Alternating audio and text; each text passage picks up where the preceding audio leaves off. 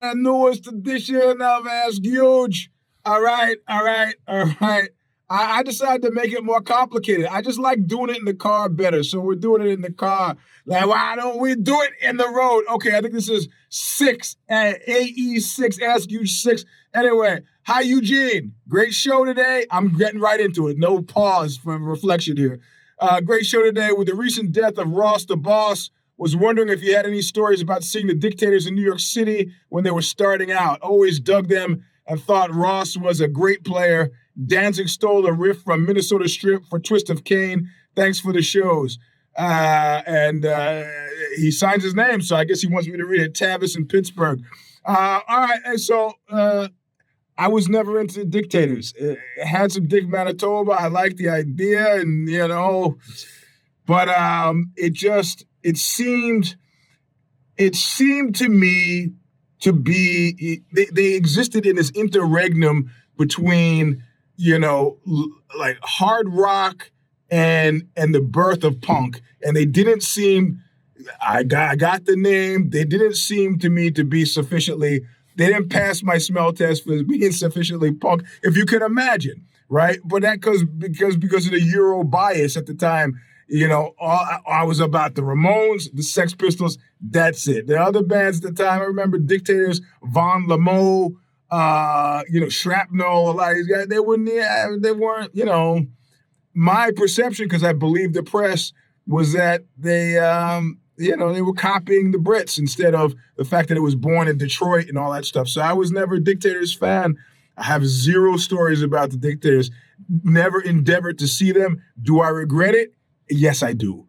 But you can't see everything. So that's Danzig stole a riff. Now I'm going to go back to listen to Minnesota Strip to see. And you know what? They're one of the bands who I've intended to, like, why did I listen so extensively and thoroughly to DOA?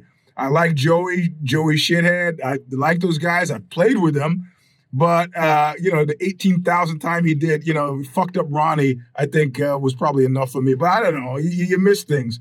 But I will go back. I'll listen to Minnesota Strip. So that's a hats off to you. Thanks for, reminding me that I still have failed to get too deeply into the Dictators catalog. Anyway, how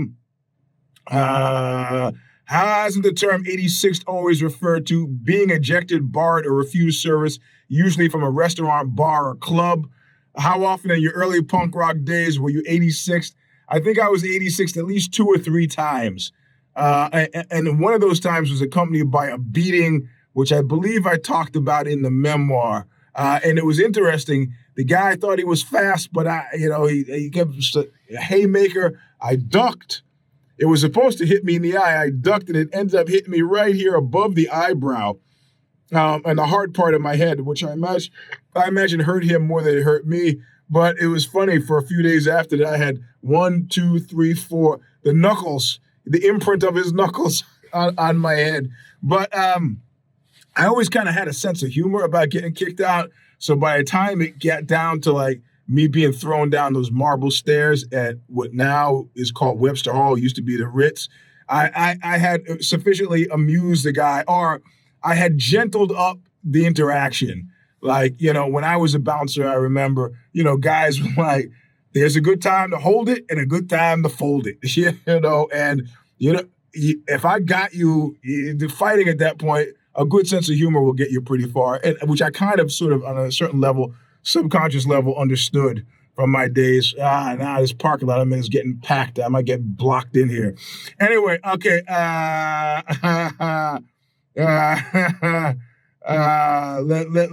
Let's do this. Let's go. The bald one made headlines this week for boasting of how much fun he had at the White House Correspondents Dinner staged. Kayfabe, fake. Correspondents Dinner. Was his the most brain dead take on the incident? Well, first of all, let me clarify what I mean. I say faked. There are a lot of ways if we talk about MMA, we could talk about lots of ways to fix a fight that are not even obvious ways. Just not train, or come in overweight, or Jesus Christ, everybody and his father is pulling to his parking lot now. You could do all of those things. He's going to make it really hard for me to get the fuck out of here. Anyway, so there are lots of ways that you could, for example, this was a low-level security event.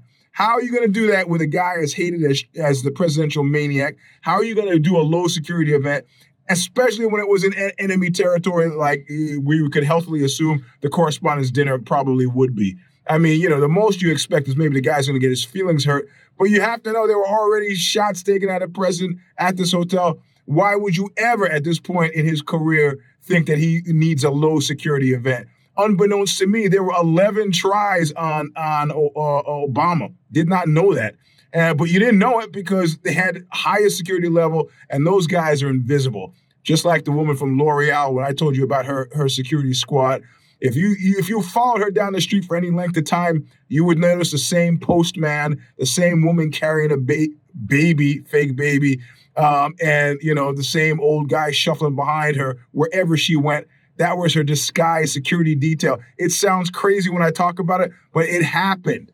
So, so when I say fake, Trump said, the presidential maniac said, let's do this. No, it doesn't have to be that way. You don't have to fix a basketball game. You don't have to fix all 5 guys on the team or fix a football game. You don't. You just pick 1 or 2 people, and that's how it works. So was the bald ones?